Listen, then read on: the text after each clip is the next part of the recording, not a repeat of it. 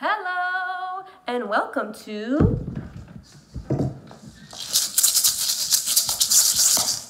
Speech and Language with Miss McDonald. Hi guys, I miss you so much.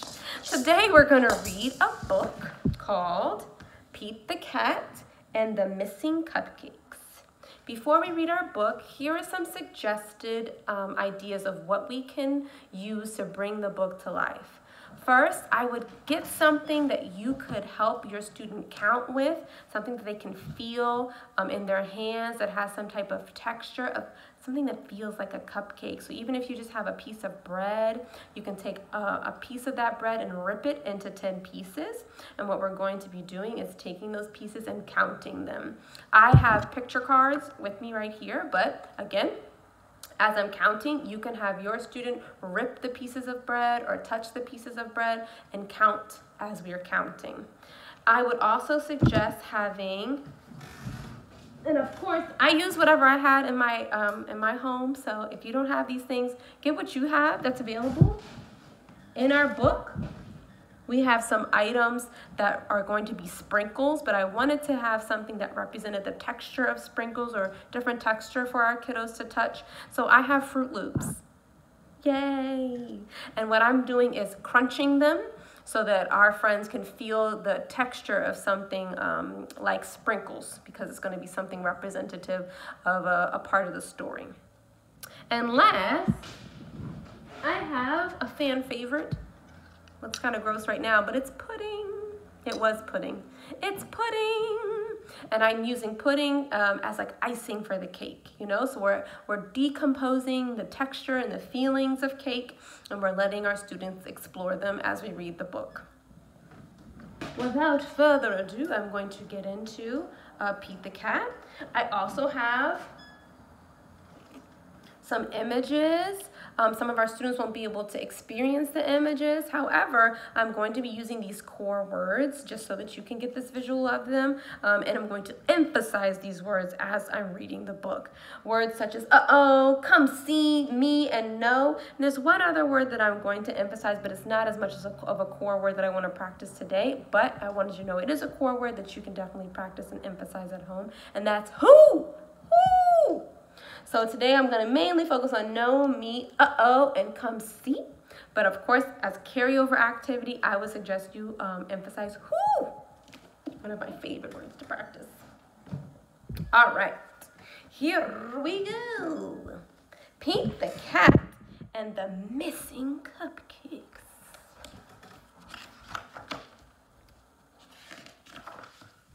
Pete the Cat and Gus were as busy as could be. They were getting ready for the cupcake party. It started at 3. They were making cupcakes for everyone. Pete and Gus counted them just for fun. They had 10 when they were done. Let's count 10 cupcakes. Are you ready? Let's get our fingers ready to count.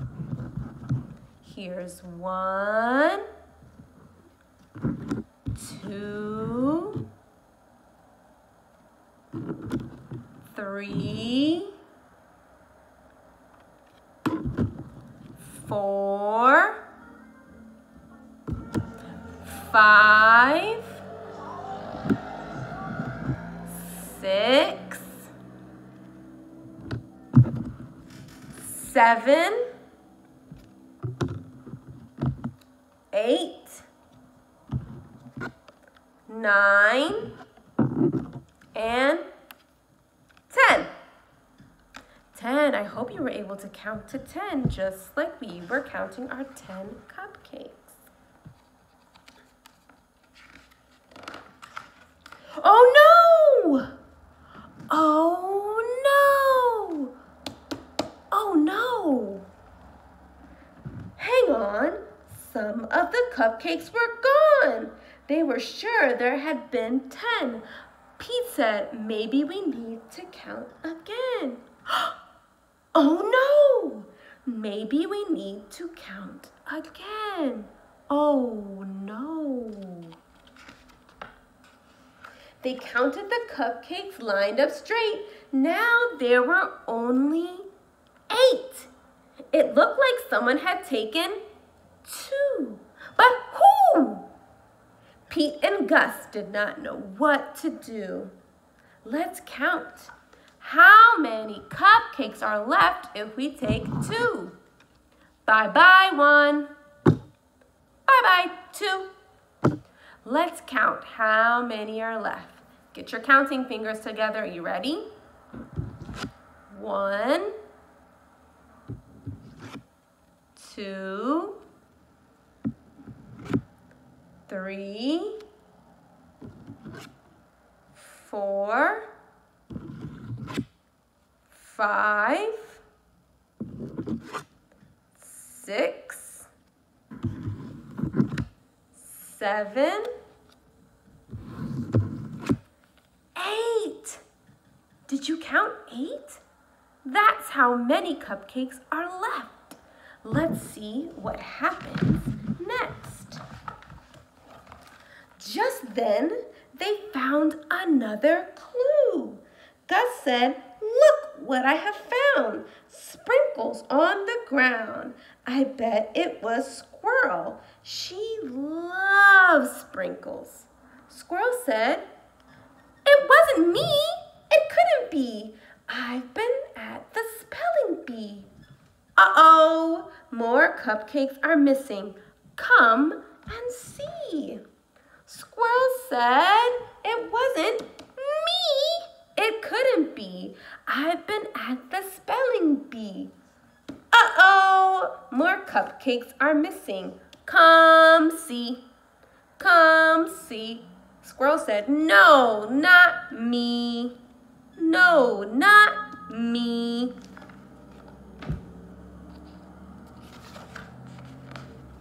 This was too weird. 2 more cupcakes had disappeared. Now there were only 6. Someone must be playing tricks. But who? Who? Pete and Gus did not know what to do. Uh-oh, 2 more cupcakes had disappeared. Let's take away 2 cupcakes and see how many are left. Bye-bye 1. Bye-bye 2. Let's count how many are left. 1, 2,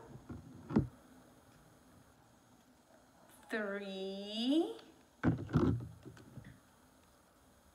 4, 5, 6. I hope you were using your counting fingers and you got up to 6. Let's see what happens next. Just then, they found another clue. Footprints. Let's see whose footprints those can be. Pete said, "I bet it was Alligator. He loves to eat." Alligator said, "It wasn't me. It couldn't be. I've been learning my ABCs."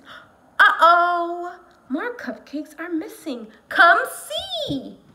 Alligator said, "It wasn't me. It couldn't be. I've been practicing my ABCs."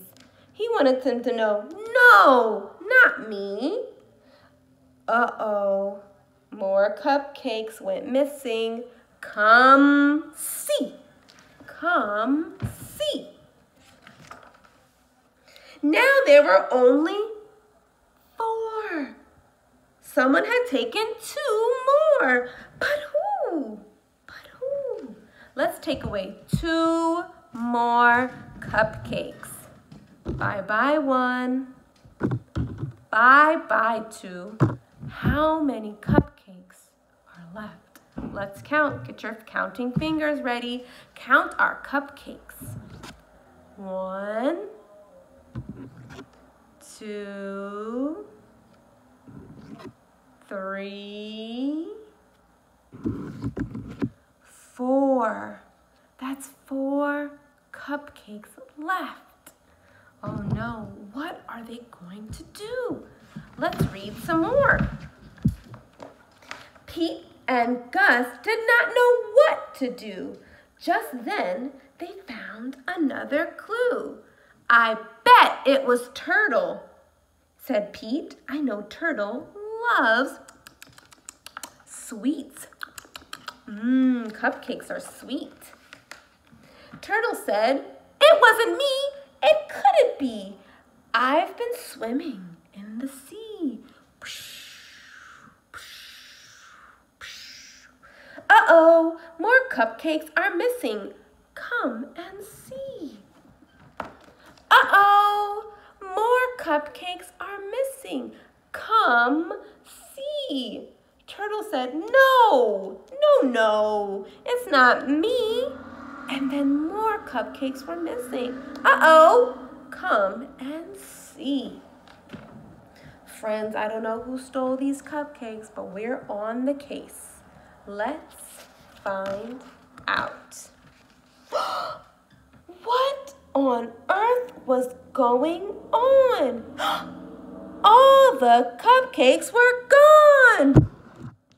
No more cupcakes left. Bye-bye, cupcakes.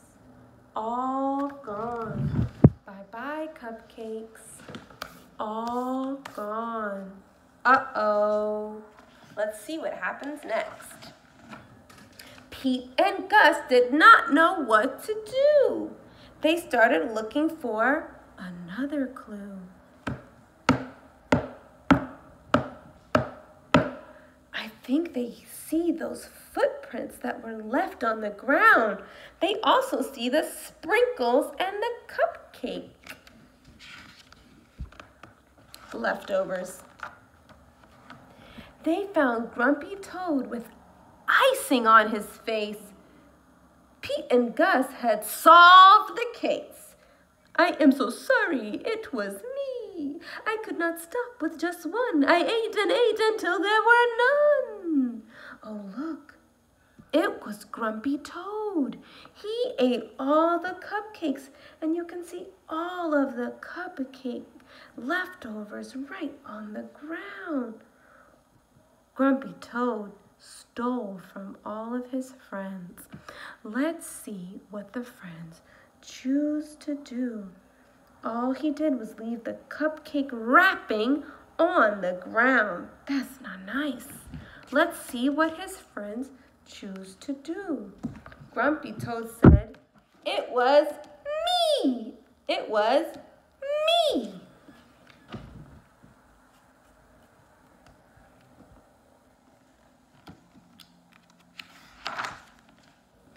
Everyone agreed that Grumpy Toad would have to miss the fun. He could not come after what he had done. Pete said, but wait! Grumpy Toad made a mistake. This is true. Let's give him a second chance. That's what friends do. Pete told Grumpy Toad they would give him another chance.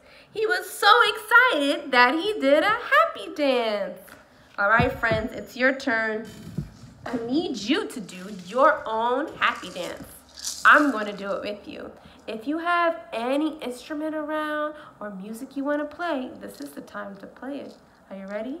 Here we go. Because I'm happy. Because I'm happy.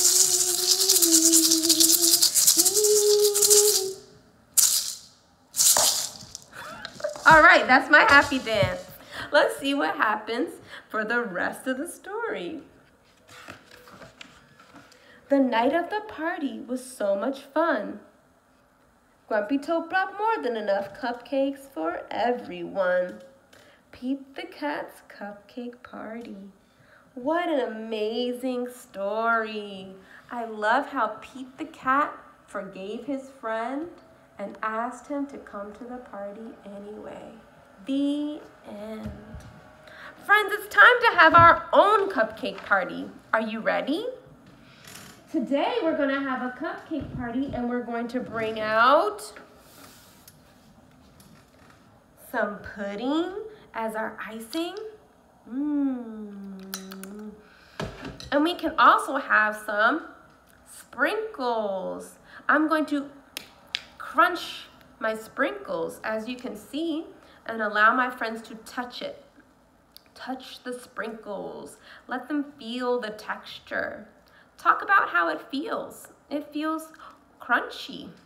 It feels rough. Allow them to feel the pudding. Put it on their lips. Put it on their hands.